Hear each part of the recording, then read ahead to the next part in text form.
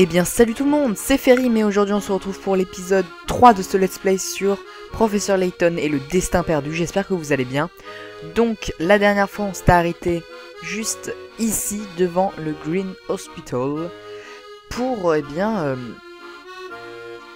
voir quelque chose qui devrait nous convaincre que nous sommes dans le futur. D'après le Luc du futur, enfin celui qui prétend être Luc du futur.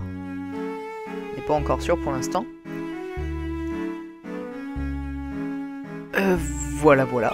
Donc, bonjour. Bonjour madame, pourriez-vous nous donner un renseignement?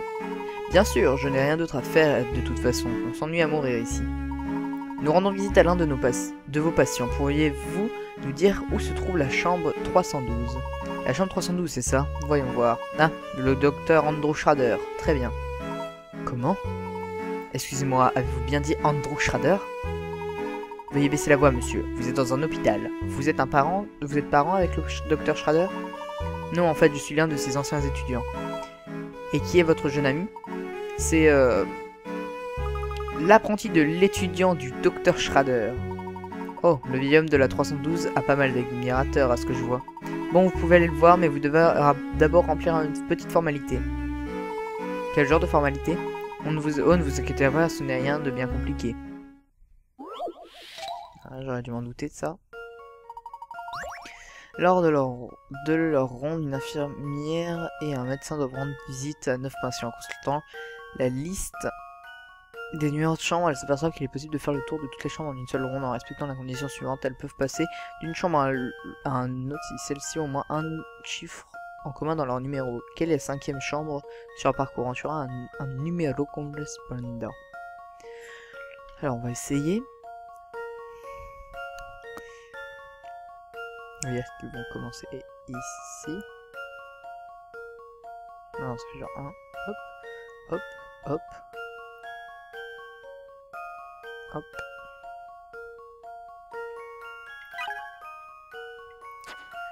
Vous savez quoi, j'ai la flemme de réfléchir. Vous connaissez la magie de l'Helix? Bon, tout le monde, c'est cette chambre-là.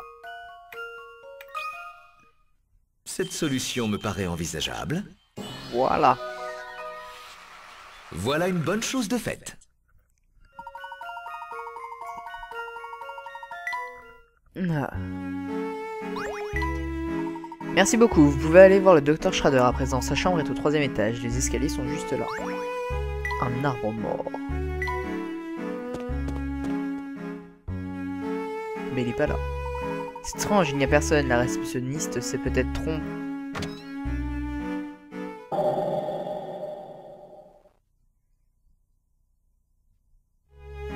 Qui est-ce? Ah, c'est toi, Herschel. Et c'est le petit Luc. Andrew? Pourquoi me dévisages-tu ainsi, Herschel? Est-ce que j'ai des miettes dans la barbe? Oh, n'y fais pas attention, mon garçon. Ben, assieds-toi, voyons. Tu sais, dernièrement, j'ai eu vent de quelques rumeurs peu flatteuses te concernant. Mais sache bien que je n'accorde de crédit à aucune d'entre elles. Des rumeurs peu flatteuses, dites-vous? Quel genre de rumeurs, précisément? Quel genre de rumeurs? Eh bien, des rumeurs à propos de... voyons voir, oui. Oh, je suis désolé, mais je crois que j'ai oublié. Enfin, n'en parlons plus. Ok, le docteur Schrader. Eh oui. Ce bon vieux docteur Schrader. Qu'on avait en quelque sorte sauvé, si on peut dire, dans la boîte de Pandore. Hein. Il avait... Enfin, c'est pas... C'est... grâce ou à cause de lui, ça dépend. Qu'on était parti à la recherche du coffret céleste. Cela fait une éternité que nous ne nous sommes pas vus. Que nous nous sommes vus, Andrew. Oui, c'est vrai, j'imagine que tu consacres toujours tes journées à tes recherches. Effectivement, que voulez-vous, j'ai appris des meilleurs. J'ai mon propre bureau, ce qui facilite mon travail. Tu as ton propre bureau? Oh, mais que dis-je, cela fait un moment que tu l'as, n'est-ce pas? Et c'est vrai que tu le mérites. J'ai eu J'ai vu passer bon nombre d'étudiants, mais tu étais de loin le plus brillant. Je n'en doute pas. Oups, avec tout ça, j'ai oublié de prendre mon médicament. Quelle tête en l'air. Le flacon est juste là, mais le dosage prescrit est un peu compliqué. Luc, sois gentil et aide-moi à trouver un moyen de prendre la bonne dose.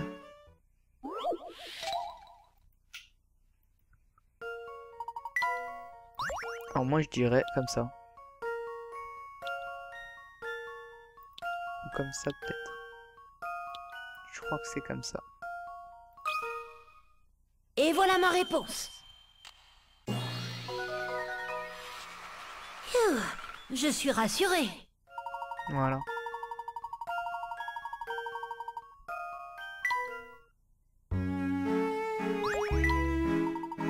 On voit bien que le petit a eu un bon professeur, Herschel. Tu as dû lui inculquer un peu de ma sagesse. Eh bien... Oui, comme je le disais, tu as été le plus doué de mes étudiants, même si j'ai eu un autre élève très doué. Cet étudiant était un jeune prodige, je me demande ce qu'il est devenu. Eh bien, Andrew, ce fut un plaisir de vous revoir, mais il se fait tard, nous devrions vous laisser. Déjà? Encore un mystère à élucider, c'est ça? Repassez donc me voir quand vous aurez le temps. Oh, mais avant que tu ne partes, il y a quelque chose que je souhaite te rendre, Herschel. Cela fait un moment qu'elle est en ma possession, tu sais.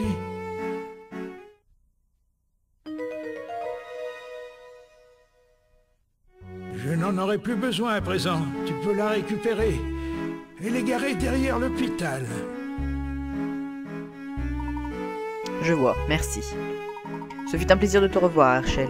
Je sais que tu es pressé, alors rends-toi vite dans la cour derrière l'hôpital.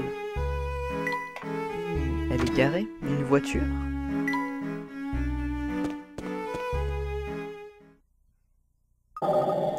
Oh! C'est impossible! Eh bien si, c'est la Layton Mobile. On dirait que c'est ma voiture. C'est ce que je pensais. En y réfléchissant, je n'ai jamais vu d'autres voitures de ce type. Que veux-tu dire? Ce modèle est un classique. Oui, vu la couche de poussière qui la recouvre, j'imagine qu'on peut dire que c'est un classique. Personne n'a dû prendre soin de cette pauvre voiture depuis qu'elle est garée ici. Oui, il semblerait qu'elle ait été abandonnée depuis un moment. Et si on essayait de la faire démarrer, si elle roule, nous n'aurons plus à prendre le métro. C'est une très bonne idée, Luc. Qu'est-ce qu'il a, professeur? Quelqu'un a installé une étrange serrure sur la portière, je me demande pourquoi. Le nombre caché.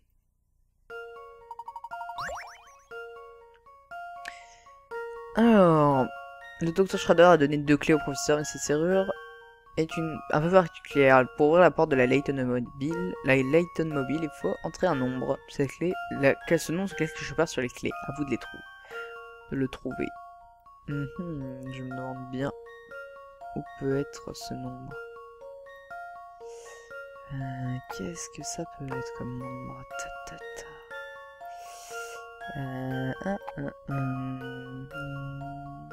47, peut-être. Je sais pas, moi, après, vous voyez, je dis ça vraiment au hasard. Au hasard. Oui, je suis confiant. Oh, tiens, c'était 47. C'est bien ce que je pensais.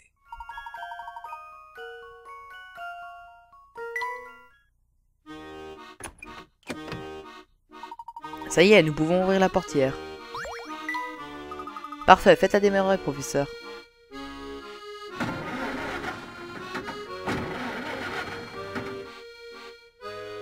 Il semble que le moteur ne veuille pas démarrer. N'oubliez pas que cela fait 10 ans que nous n'avons pas vu la Layton Mobile, professeur. Il ne serait pas surprenant qu'une pièce soit cassée. C'est possible, en effet. Oh, regardez, professeur. Il y a quelque chose sur le siège passager. Cher professeur, j'espère que cette rencontre vous a prouvé que vous étiez bien dans le futur. J'aimerais à présent vous expliquer quel est ce mal qui mine la ville de Londres. Cependant, je préférerais en discuter en personne. Je vous attendrai au casino de Flatstone Street. À bientôt. Eh bien, qu'en dis-tu, mon garçon? Es-tu prêt à rencontrer le Luc du futur? À vrai dire, je n'en sais rien. Cette situation est vraiment très étrange. En effet.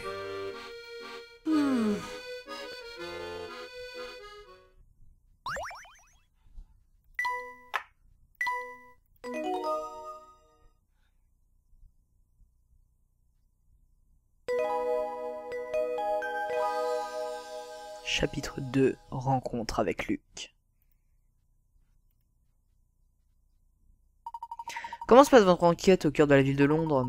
Voici quelques informations qui vous seront utiles au cours de votre aventure. C'est un énigme. Oui, bah c'est bon, ça c'est...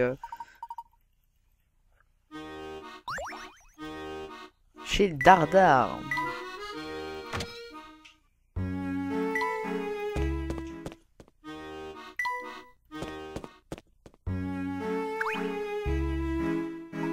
Luc, pour nous rendre au casino, nous devons reprendre le métro jusqu'à Flatstone Street. D'accord, professeur. Cette station se trouve sur Flatstone Street, près du casino.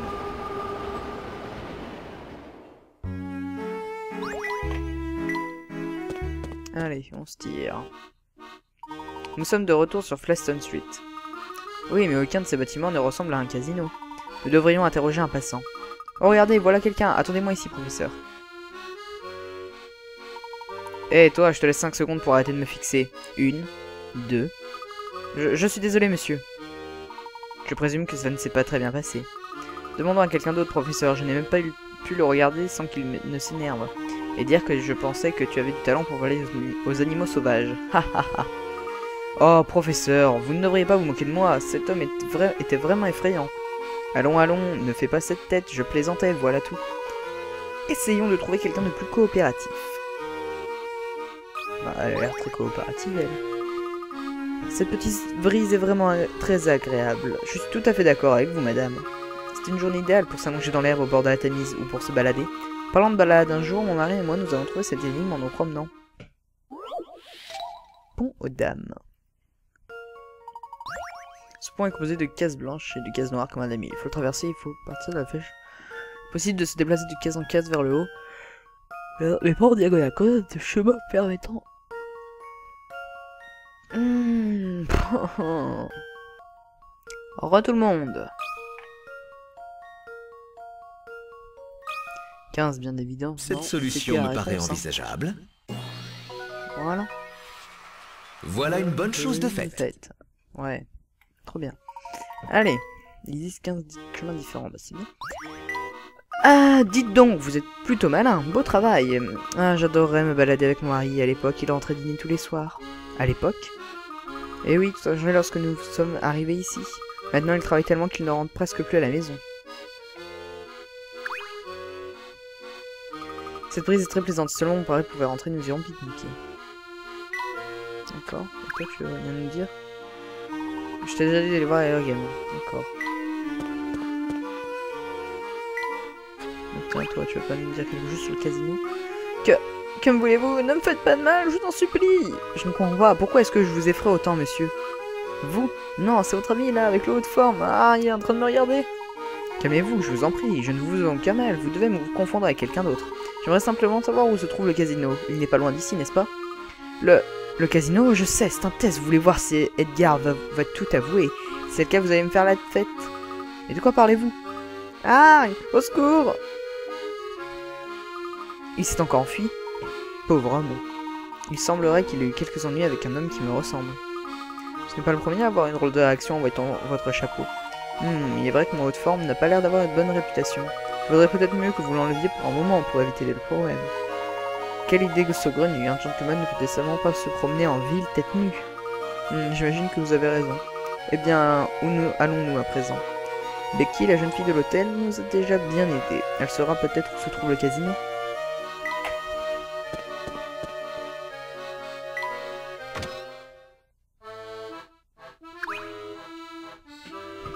Vous cherchez le casino?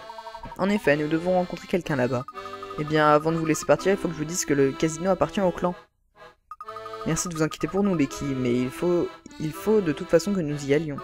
Je comprends. Bien, c'est parfait. Grand-mère s'est encore assoupie. Je ne crois pas qu'elle apprécierait que je vous indique la route vers un repère de gangsters. Oh, ce n'est pas si dangereux que ça, si. Ce n'est pas que j'ai peur, mais... Bien, la bravoure est un trait de caractère admirable, tout autant qu'il est dangereux. Enfin bref, vous voyez où se trouve la station de métro de Flatstone Street, n'est-ce pas? Quand vous êtes sur place, en face de la station, continuez tout droit vers le nord. Vous finirez par atteindre le casino. C'est bien ce que je pensais, je savais qu'il était quelque part par là. Vraiment, comment l'avez-vous deviné?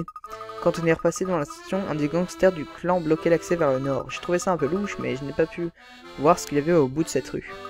Eh bien, ça ne devait plus être un problème à présent. Ces gangsters changent de poste assez régulièrement. C'est bon à savoir. Oui, je ne comprends pas leur logique, mais bon. Allez vérifier par vous-même, je suis sûr que la voie est libre maintenant. Becky, ce sont nos hôtes. Je suis certaine qu'ils ont autre chose à faire que d'écouter tes histoires. Ne vous en faites pas, Margaret. Becky nous donnait la direction de notre prochaine destination. Oh, vraiment?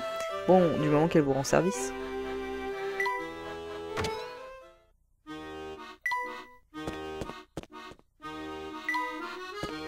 What? Attendez, il y avait pas un piaf?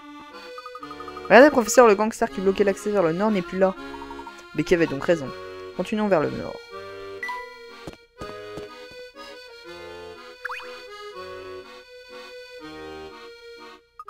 Regardez cet oiseau dans le ciel, professeur, quel superbe plumage. Ce n'est pas un oiseau que l'on voit souvent sous nos latitudes, mon garçon. C'est un perroquet, je me demande comment il s'est retrouvé ici. Posons-lui la question. Eh, bonjour, monsieur le perroquet, puis-je venir vous demander d'où vous êtes?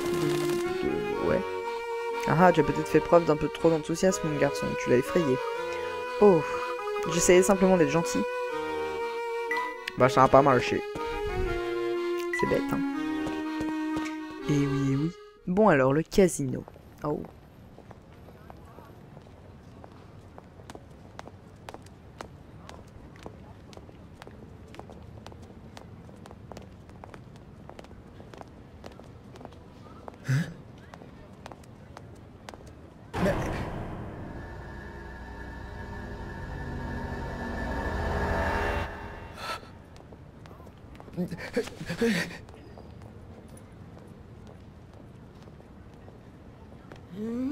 Professeur?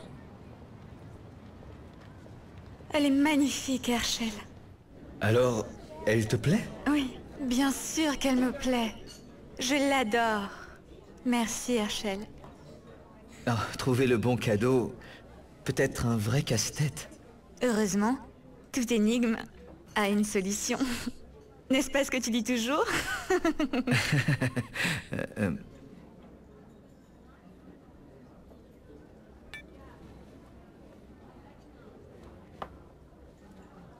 Au fait, Claire, Quoi donc? si j'ai ce poste d'enseignant, eh bien... Eh bien...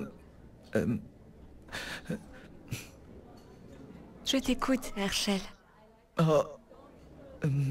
nous verrons cela plus tard. Oh, allez! Tu peux bien me dire ce que tu as en tête. Oh, ce n'est rien, vraiment. Mangeons avant que cela ne refroidisse. Hey, n'essaie pas de changer de sujet. Mais je n'essaie pas de changer de sujet, je te le promets. Mais quelle mauvaise foi! Professeur? Professeur, vous vous sentez bien? Vous avez l'air un peu étourdi. Je vais bien, Luc. Je crois voir quelque chose, mais mes yeux j'ai cru voir quelque chose, mais mes yeux ont dû me jouer un tour. Est-ce en rapport avec la dame que nous venons de croiser? C'est sûrement sans importance. Elle me rappelle quelqu'un que je connaissais. Donc on a vu quelqu'un qui ressemblait à une certaine Claire. Non. C'est rigolo là, tu veux pas de nom. Et vous deux, où est-ce que vous croyez aller? Nous allons au casino, nous avons rendez-vous avec quelqu'un là-bas. Je vois. Vous allez au casino pour rencontrer quelqu'un. Et je suis censé trouver cela normal. Psst, professeur, je crois qu'il essaie de nous intimider. Arrêtez de chuchoter, je suis là, vous savez. Oups. Désolé. Excellent. Puisque tu admis ton manque de politesse, tu es pardonné. Tu es un bon garçon. Avec tout le respect que je vous dois, monsieur, pourriez-vous nous laisser passer? Il se fait tard. Mais bien sûr, cher ami, enfin. Je vous laisserai passer lorsque vous aurez résolu mon énigme. Ah, il me semblait me souvenir que lui, il nous mettait une limite d'énigme. Ah oui, mais je sais, c'est quelle lettre ça, je crois bien.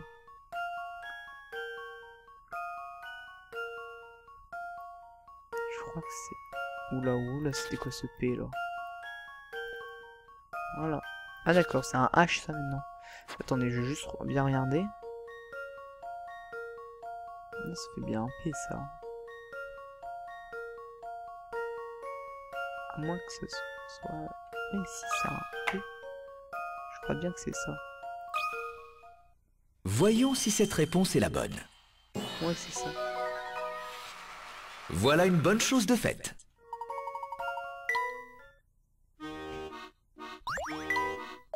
Bravo, vous avez prouvé votre talent.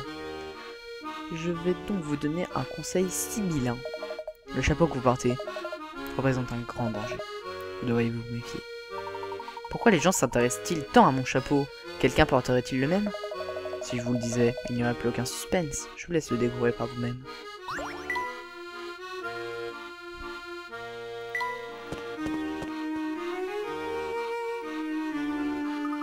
Waouh, alors c'est ça le casino? Vous avez remarqué que maintenant il fait nuit.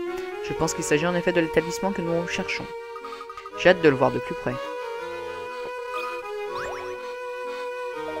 Harold, bonsoir monsieur.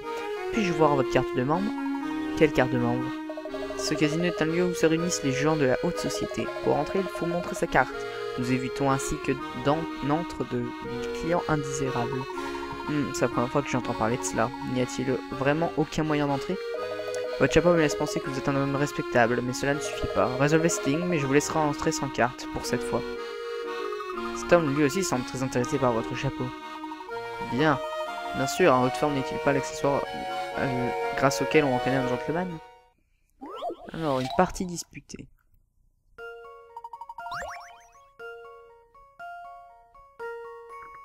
Ce match représente deux joueurs s'affrontant lors d'une partie de cartes acharnée. À première vue, rien n'est étrange, mais certaines personnes font la remarque sur ces parties et à ce point disputé, ce détail est plutôt curieux. Trouvez le détail qui interpelle les spectateurs, puis confirmez votre réponse. Touchant validé.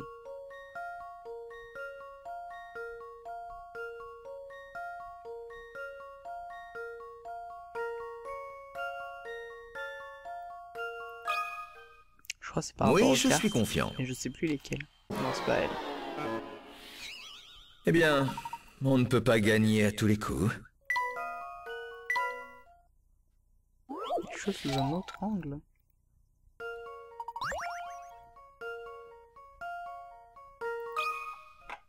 Oui, je suis confiant. Ah oui, je me sais pourquoi. réjouis d'avoir résolu cette énigme. Dans ce jeu, la valeur des cartes est indiquée dans le coin supérieur. Non, oui, voilà, en gros, c'est il voit pas. Vous êtes un véritable expert en matière d'énigmes, monsieur. Vous avez prouvé que vous étiez digne d'entrer dans notre établissement. Bienvenue au casino. Regardez ces fontaines et ces lustres. Cet endroit a dû coûter une fortune. Luc, je sais que cet endroit te fascine, mais essaie de ne pas parler trop fort. Désolé, professeur, ce casino est tellement impressionnant. Tu as raison, et il est également immense. Trouver ton alter ego risque de s'avérer difficile.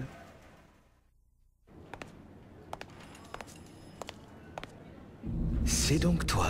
C'est le futur moi? Je suis très heureux de vous voir, professeur.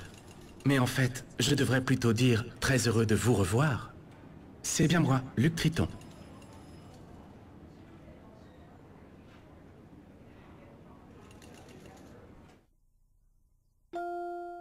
Bonjour, Luc. Bonjour, professeur.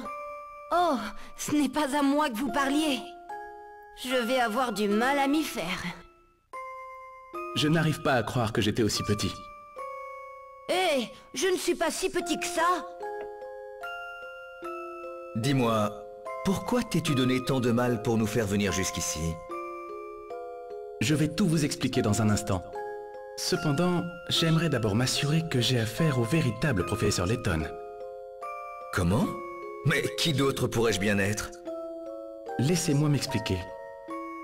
Dans le Londres actuel, tout le monde ou presque connaît le nom d'Herschel Layton. Récemment, plusieurs imposteurs se sont même fait passer pour lui. Es-tu en train de dire que le professeur à côté de moi est un imposteur? Professeur, repensez à nos aventures. Vous vous souvenez sans doute d'un certain Don Paolo. Comme vous le savez, il était passé maître dans l'art du déguisement. Il me faut donc être certain que l'homme qui se tient devant moi n'est pas Don Paolo déguisé. Tu dis vraiment n'importe quoi! Vraiment. Il nous a déjà piégés par le passé. Qui te dit qu'il ne peut pas recommencer? Très bien, je comprends ta méfiance. Que proposes-tu pour que je te prouve mon identité? Eh bien, c'est très simple. Professeur, je vous propose un duel d'énigmes.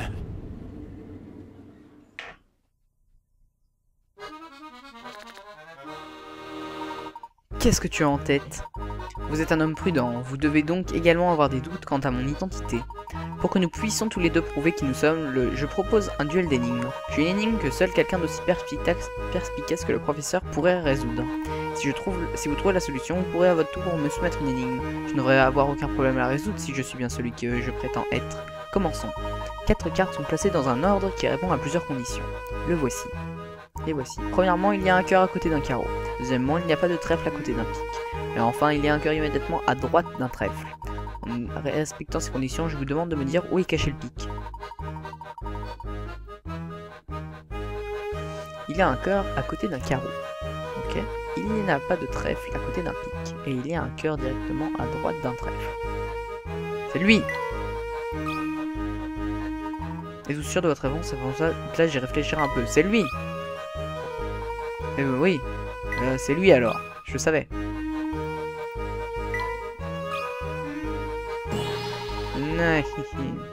Oui, en plaçant le pic à cet endroit, vous obtenez la bonne réponse. Bravo, professeur. Ah, c'était simple, hein.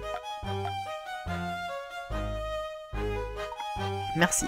À présent, puis-je te proposer l'une de mes énigmes? Avec grand plaisir. J'ai apprécié ton énigme, donc si tu es d'accord, je vais t'en proposer une sur le même principe. Voici les conditions à remplir pour placer mes 4 cartes. Il y a un trèfle immédiatement à droite d'un cœur. Il y a un cœur à côté d'un carreau. Ce dernier est placé tout à droite ou tout à gauche.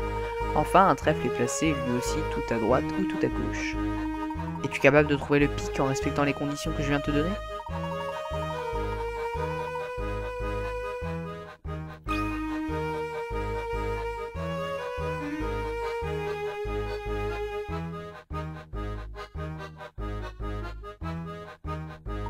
Vous avez failli me piéger, professeur. Mais comme vous le savez, cette énigme ne peut pas être résolue. Ah, vraiment? J'ai essayé plusieurs solutions, mais aucune ne respectait les conditions données. Tiens donc. Dis-moi, est-ce que j'ai mentionné que les 4 cartes étaient toutes de couleurs différentes? Vous voulez dire qu'il n'y a pas de pic?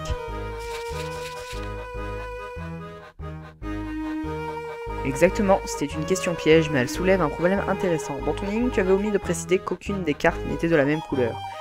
Lorsqu'une telle information est oubliée, l'énigme peut devenir insoluble. Mais un tel oubli peut également permettre de découvrir d'autres solutions. Tu m'as proposé intentionnellement une énigme qui en fait était incomplète. C'était cela le véritable test. Tu voulais savoir si je m'en apercevrais, n'est-ce pas? Eh bien, professeur, il semble que je n'ai pas affaire à un imposteur finalement. Tu n'as donc plus de doute sur mon identité à présent? À vrai dire, je savais dès le départ que c'était bien vous. Mais je n'ai pas résisté à l'envie d'affronter mon mentor dans un duel d'énigmes. Eh bien, j'imagine que je dois le prendre comme un compliment. Maintenant, dis-nous pourquoi tu nous as fait venir ici. Il y a trop de gens qui nous épient ici.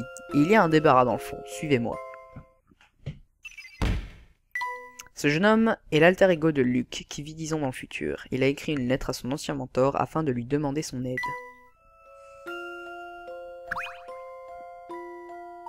Professeur Layton, Luke, soyez les bienvenus dans le Londres du futur. Vous n'êtes toujours pas convaincu? Vous avez bien rencontré le docteur Schrader, n'est-ce pas? Vous avez dû remarquer qu'il avait bien vieilli. Oui, cela semble être le cas. Et que pensez-vous de Londres? Vous avez sûrement eu le temps de voir ce que la ville avait bien changé. Qui aurait pu imaginer à votre époque qu'il y aurait un jour un casino dans ce quartier paisible? Tout est tellement différent. Qu'est-il arrivé? Un génie est apparu. Un génie malfaisant qui a complètement transformé la ville. Oh, je crois que je vois où tu vas en venir. Don Paolo a pris le contrôle de la ville, c'est ça? Don Paolo? Oh non, je parle d'un homme vraiment brillant. Quelqu'un que nous connaissons très bien tous les trois. Eh bien, ce n'est pas Don Paolo. Qui cela peut-il bien être? Qu'en pensez-vous, professeur? Je ne sais pas quoi penser. Je savais que vous me répondriez cela. Qui est-ce? Il faut nous le dire maintenant. Son nom est Herschel Layton. Ce génie malfaisant, c'est vous, professeur. Quoi? J'en avais bien peur. Mais c'est impossible! Hélas, c'est la vérité. Les gens l'appellent le démon de haute forme, et il règne sur la ville d'une main de fer. C'est de notoriété publique à Londres.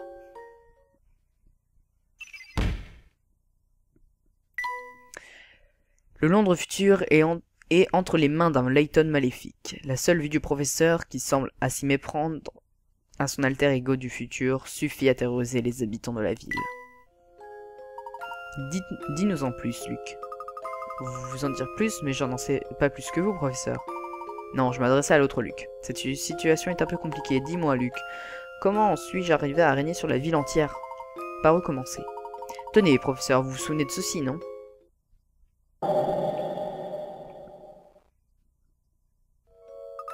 Bien sûr, c'est un article à propos de l'accident qui s'est produit l'autre jour. Ah ah ah, oui, pour vous c'était l'autre jour. Mais ici, 10 ans se sont écoulés depuis ce jour terrible. Waouh! Ce fut une période très sombre pour la ville de Londres. Le Premier ministre avait disparu et c'était le chaos au Parlement. Oui, tout le monde panique au Parlement en ce moment, enfin, à notre époque. Professeur, vous étiez vous-même témoin de l'accident qui allait à jamais changer Londres. Cette présentation fut un fiasco total. Oui, le Premier ministre et ce scientifique. Vous parlez du Dr Stongun? Exactement. Plusieurs personnes, eux y compris, ont disparu dans l'accident. Il semble qu'ils aient été victimes du souffle de l'explosion. Il me semble avoir lu que certains assistants du Dr Stongun avaient aussi disparu. C'est ce que disent les journaux, mais si je vous disais que le Dr Stongun est toujours en vie. C'est impossible. Et pourtant, c'est la vérité. Le Dr Stongun a survécu à l'explosion. Il a décidé de se cacher. Vous savez qu'il serait considéré comme responsable de cette catastrophe. Eh bien, c'est à cause de lui que l'homme le plus important du pays a disparu. À la recherche d'un abri, le Dr Stongun a fini par trouver un allié inattendu. Vous, professeur. Moi? Mais pourquoi aiderais-je un homme coupable d'avoir semé un tel chaos? C'est précisément ce que je me suis demandé.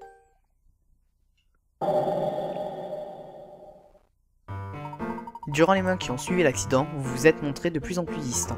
Vous vous êtes même lié d'amitié avec des figures importantes du milieu criminel. Le professeur ne ferait jamais cela. N'en sois pas si sûr, les temps changent parfois les gens, Luc. Il est évident que vous étiez fasciné par les recherches du Dr Stongun, professeur. Vous parliez tout le temps de voyage dans le temps. L'idée de changer le passé vous obsédait. Changer le passé?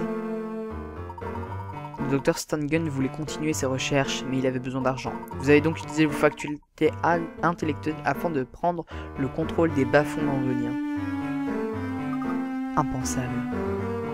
Bien sûr, certains ont essayé de vous arrêter, mais aucun n'était de taille à rivaliser avec vous. Toutes les activités douteuses que vous meniez vous ont permis d'accumuler une petite fortune. Grâce à cet argent, le Dr Stongun a pu rapidement terminer sa machine à voyager dans le temps. Ainsi, tu affirmes qu'il a terminé sa machine? Oui, il s'agit de celle qui se trouve dans l'horlogerie de Midland Road. Enfin, je ne devrais pas dire qu'elle l'a terminée, car elle n'est pas tout à fait au point. C'est-à-dire, on ne peut pas choisir sa destination, ni l'époque à laquelle on réapparaît. Cette machine permet uniquement de créer un tunnel entre deux époques. Une sorte de vortex? Tout à fait. Et par le plus grand des hasards, un passage entre votre époque et la mienne s'est ouvert dans l'horlogerie. C'est ce qui nous permet de voyager entre nos deux époques.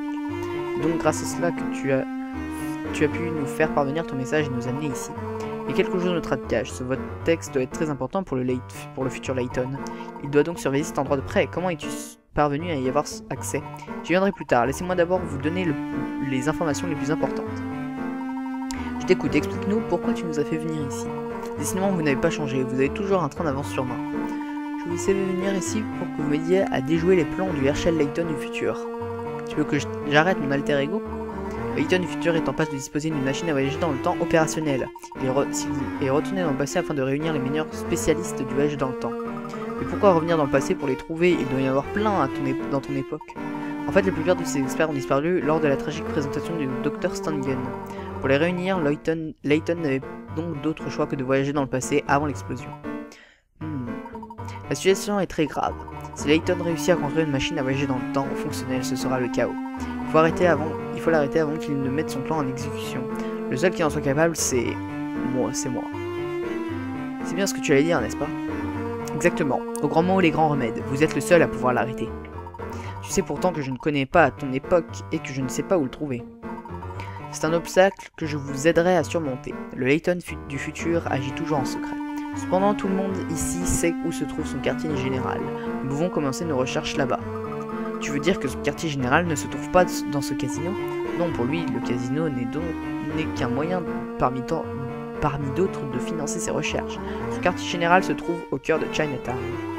Alors, allons-y et voyons si nous pouvons en apprendre plus. Luc, il faut que je te dise qu'il y a toujours des éléments que je trouve pour le moins suspects. Il reste encore des zones d'ombre. Le seul moyen de clarifier tout cela, c'est de rencontrer mon alter ego. Je me doutais que mes explications ne se feraient pas vous convaincre, professeur. Eh, n'oubliez pas, je viens avec vous. Bien sûr que tu viens. Sur qui pourrais-je compter si je ne comptais pas sur moi-même? Ça me fait toujours bizarre de penser que tu es moi, j'en ai la tête qui tourne. Eh bien, je pense que tu vas t'y habituer. Je vais avoir besoin de ton aide. Oh, il y a quelque chose que vous devez savoir, professeur. Oui. Je n'ai trouvé aucun document mentionnant le nom du Dr. Stangun. C'est un pseudonyme. Intéressant. Quoi qu'il soit, il a fait de son mieux pour cacher son identité aux gens présents lors de sa présentation. Il est vrai que peu de gens semblent le connaître. Mais pourquoi tenait-il à utiliser un faux nom? Qu'avait-il en tête? C'est encore un mystère que nous parviendrons à élucider. Enfin, je l'espère. C'est vraiment étrange. À quoi pensez-vous, professeur? Nous en discuterons en chemin. Pour l'instant, nous devons retourner vers Flaston Street.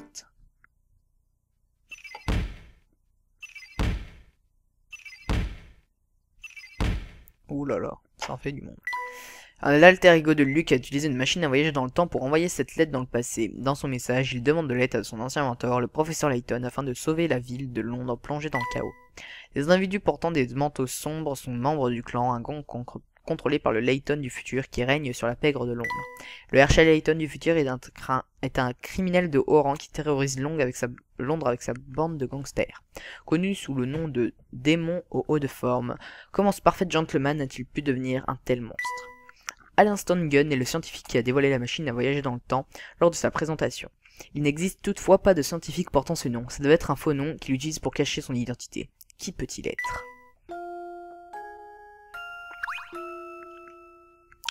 Nous devrions nous dépêcher de retourner sur Flaston Street. Oui, mais on le fera dans le prochain épisode. Eh bien, j'espère que cet épisode vous aura plu. Si c'est le cas, n'hésitez pas à laisser un petit commentaire, un petit pouce vert. Et on se retrouve la prochaine fois pour une nouvelle vidéo. Allez, ciao tout le monde!